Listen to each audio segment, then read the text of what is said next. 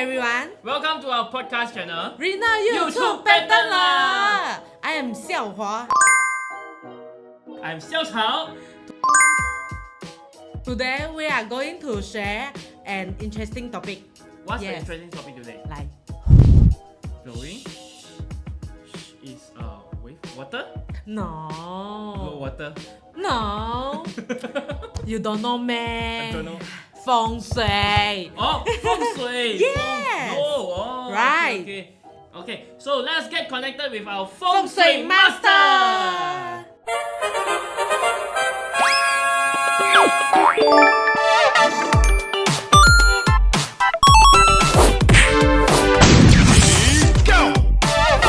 Reno 又出拍成料。 Hi everyone, welcome to renovate this podcast today. And then I'm Wendy, I'm your host for today. So the last session, right, we talked about how AI can come into place when you are doing your renovations, and how Reno Tender can actually help by incorporating the latest AI and helping you get the best deal, for your home design journey. Alright, but today we're gonna do something totally different because I think a lot of homeowners are very interested in Feng Shui. It is, I think, a very interesting subject that everybody is wondering about. So may we welcome our guest today, our Master Kenko from House of Feng Shui. Thank you, Wendy. Thank you. And thank you for having me on Reno Tender. Right? Well, Feng Shui, there is a connection between your home and Feng Shui. And obviously, it's the understanding of a space dimension, right? And how we map this inherent quality using different methodologies, the data, the calculations, and apply different functions into enhancing the space that you're living in. So as a consultant to the owners, my primary job, is to make sure that I identify certain locations within the property, recommend the use of elements in a design sense. I think that's very important as well. Yes. Right? Yeah, The essence to emphasize this kind of location based on its layout, on lightings, on materials, and to a lesser extent, I'll say, colors. Yeah, that is true. A lot of things about Feng Shui, seems rather abstract to me because I'm totally a novice in Feng Shui. So I'm very happy to have Master Ko here to let me know, more things about this. And also I'm sure there are a lot of homeowners that are maybe they're getting their houses or their flats soon. And they're wondering, what's the connection between renovating a home and Feng Shui? So we should not, as a Feng Shui consultant or, as a homeowner, when you invite a total stranger into your house, I think it's a very personal thing. Yeah, that's true. Yeah. And we are not there to add to your problems. We don't want to, complicate already a complicating matter. It can be quite stressful. What we are trying to do is to simplify matters, give you solutions, give you answers. So, in this connection between Feng Shui and renovation, what is important is we must rank the priorities. Yeah. So, what is a priority to me? Well, owners come first. That's true. You are staying in a house. Come on, it's not the Feng Shui master, it's not the renovation contractor, it's not the designer, or it's not a painter, of course. All right, nobody else, it's just you. Second point is, of course, we are talking about Singapore. And Singapore houses are not cheap. Super not cheap. Yeah, and so we also a very well known country to be very, very house proud. Yeah. So we, as a consultant, we must have that empathy to understand that we are going into a house, invited in a space that is costing a lot of money, and we should not be there to upset the apple cart. Yeah. So we must be empathetic towards that design. That's a correlation, all right? Of course, when you are delivering the results, we do not interfere in the designs. Yeah. So who comes first? Who comes first? Owners. Number two, the interior designer and the contractor. We rank third. All right. So that is an important sequence to remember. Yeah. Means we do not interfere in the work, in the good work and the good inputs of the designer. Yeah, Never. I think that's quite important because you have three parties working together. And the homeowner definitely wants something that, is aligned with the design that they have in mind also. Yeah. So Exactly. so usually, right, in such cases, who do we like find first? Do we get, the ID in first? Or It can work many ways. I'll put it this way, there must be a common trust and mutual respect among the three parties. All right. So the sequence that I will give as a fair assessment to a feng shui quality and recommendations would be that I get the consent of the owners first. Now, I will offer suggestions to the enhancements to understand the areas of control using elemental applications. So who comes first?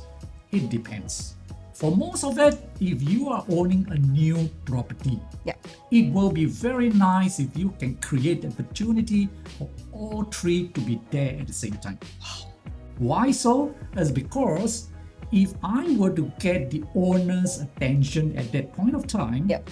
it will be the responsibility of the owners to actually transfer this knowledge to the designer. Yeah.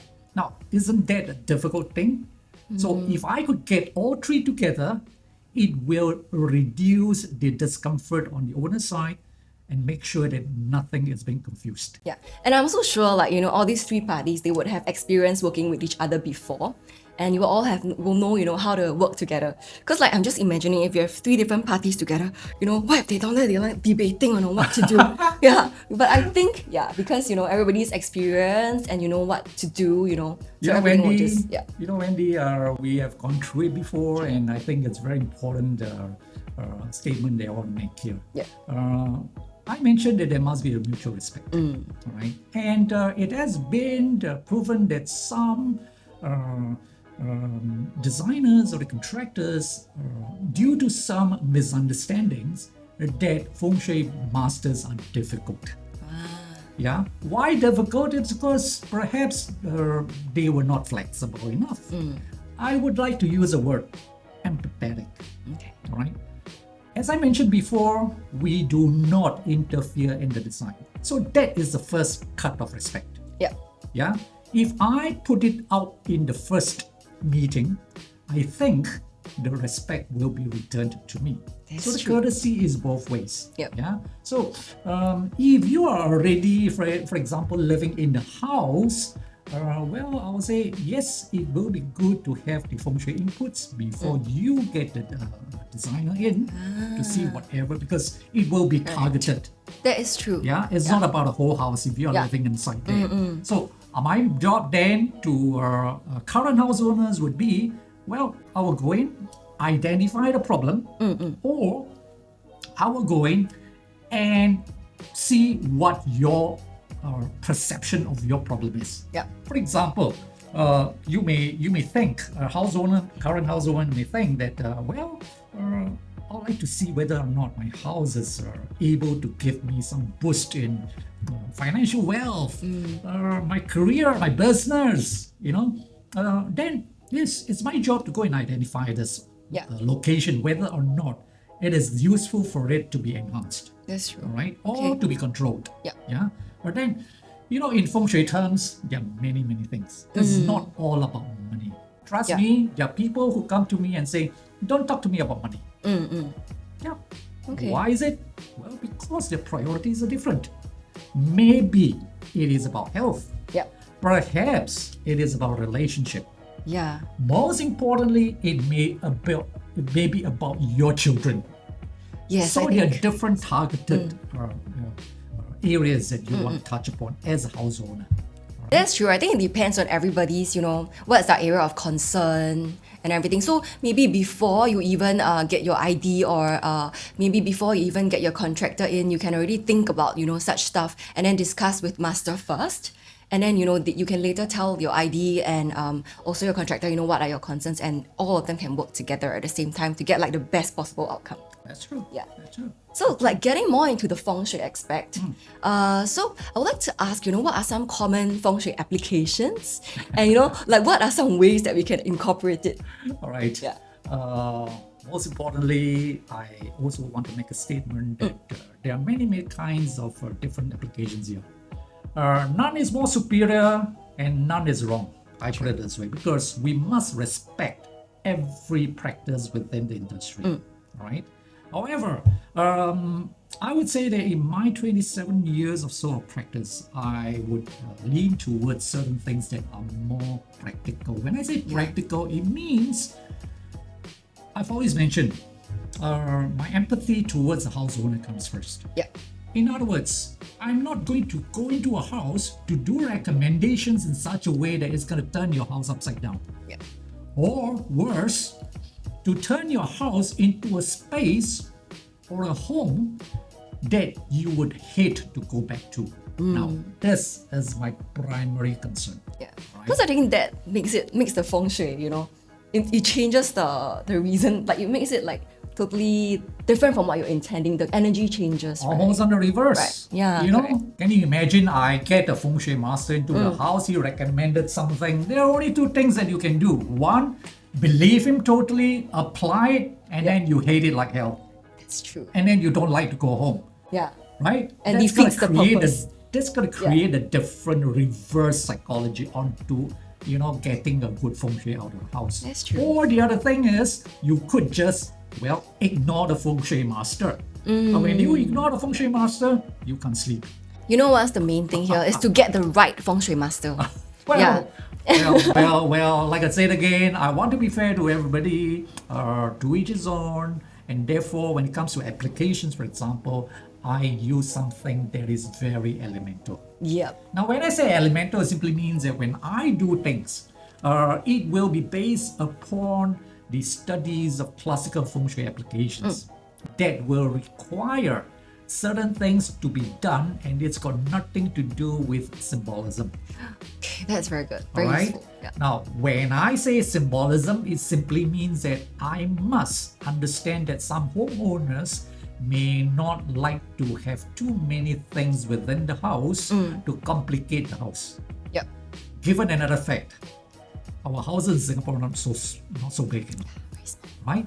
Yeah. So you don't want to have things all around in such a way that it's going to impede your flow of the house, of the movements, for example. Yeah. And so when I do things like this and recommendations like this, I will go into what we call the elemental practice. Yep. And it's got to do with the 5 elements, for example. What is the 5 element? If we talk about well, for example, yeah, Yep. I'll say, well, it is related to very much to water. Why water?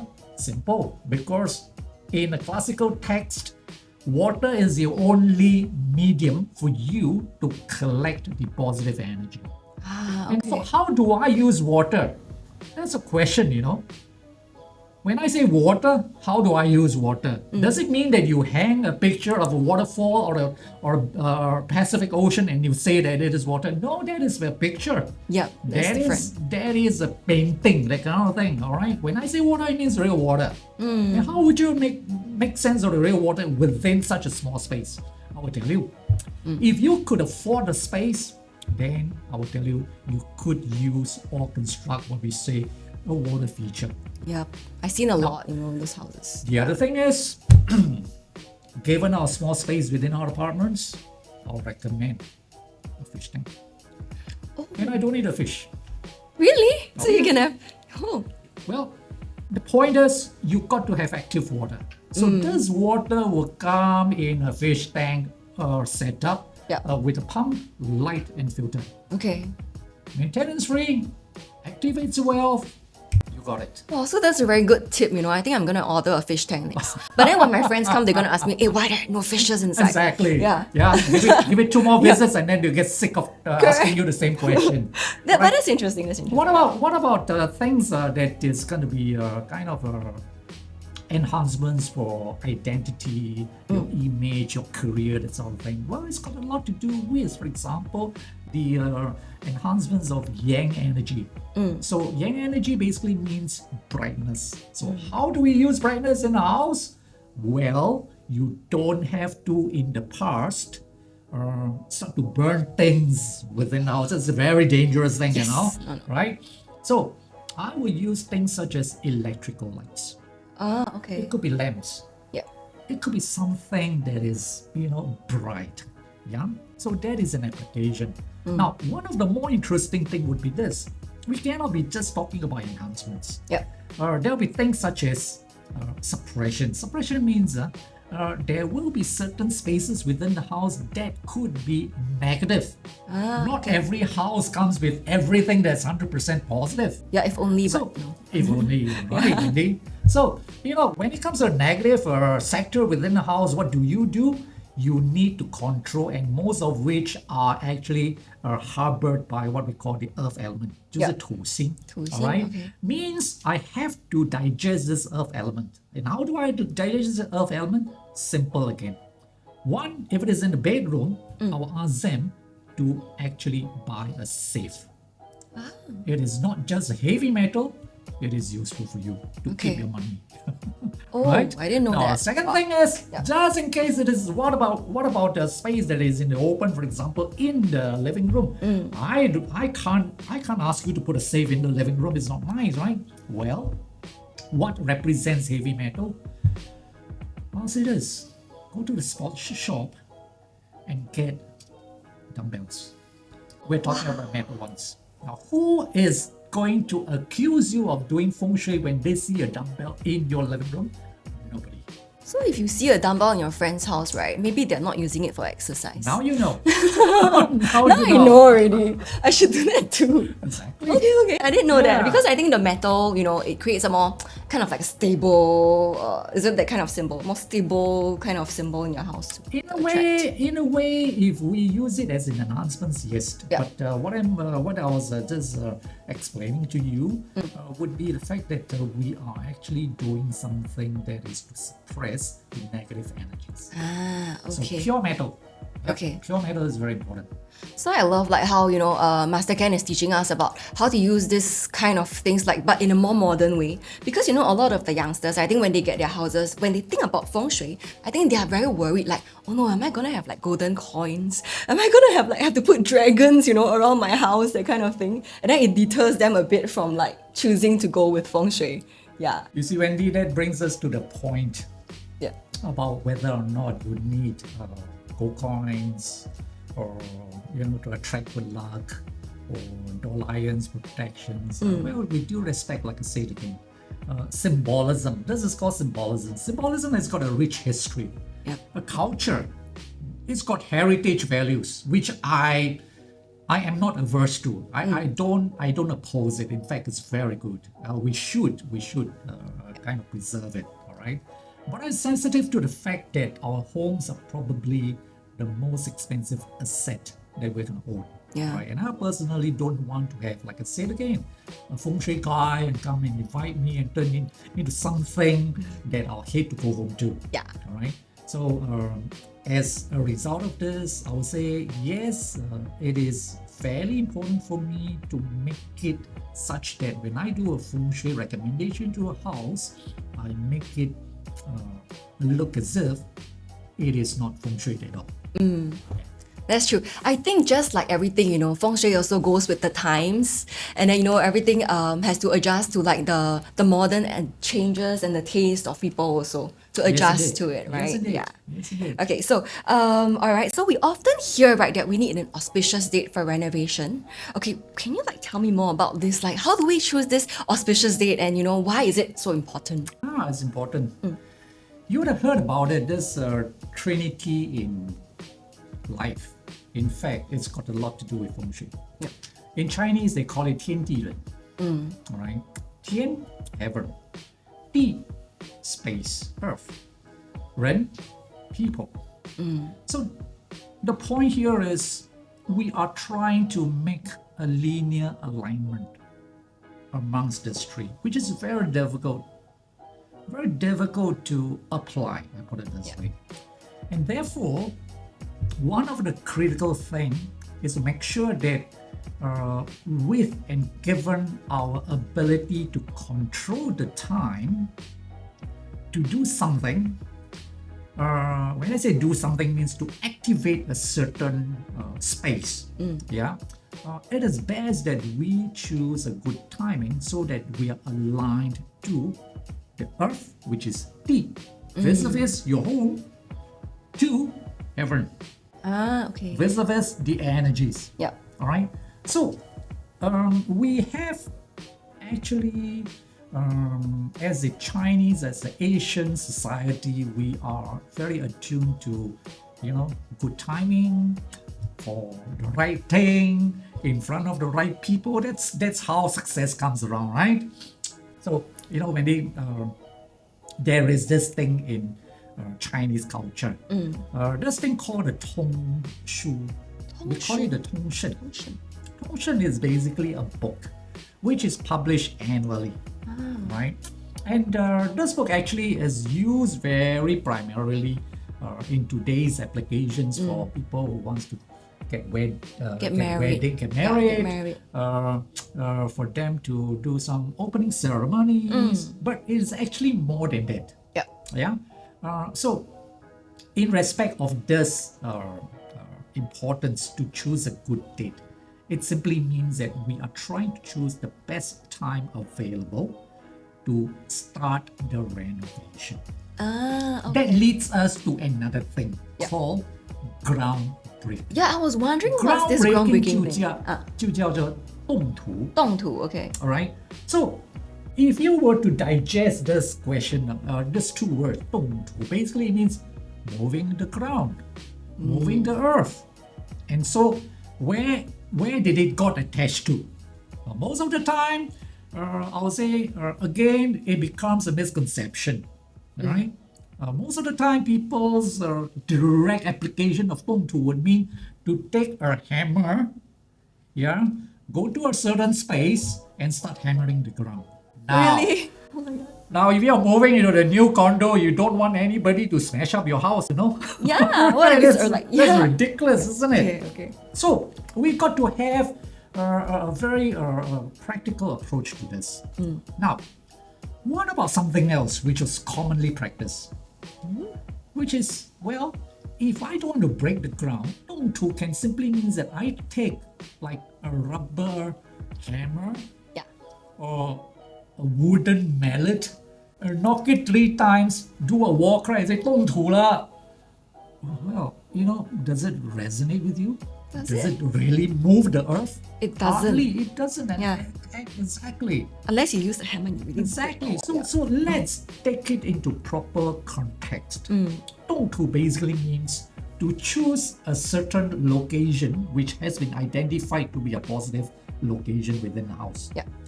Time it to the best time of the day.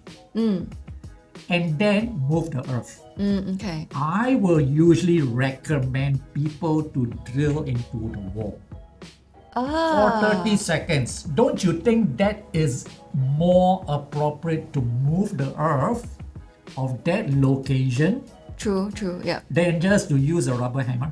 Yeah, it is so much better than like creating so much mess and and everything. Yeah. Exactly. And in fact, if you use a hammer, a rubber hammer, you're creating a joke out of it. I'm telling you. So if you like drill the hole already, you can still patch it back. Exactly. So it's fine. Or you want to put some painting over there. Exactly. Yeah. Exactly. It could be a curtain hook, that kind of thing. Correct. Which can be planned out. Nice. Yeah. Thank you so much. And thank you, Master Wendy. Ken. Thank you, so Reverend Tender. much. Yeah. Thank you for this opportunity. Hope that you guys can tune in for the next podcast. Thank Thank you. So the stove represents fire, is it? More than fire. So there is a water and fire clash. The point here is it is important to understand what clashes what.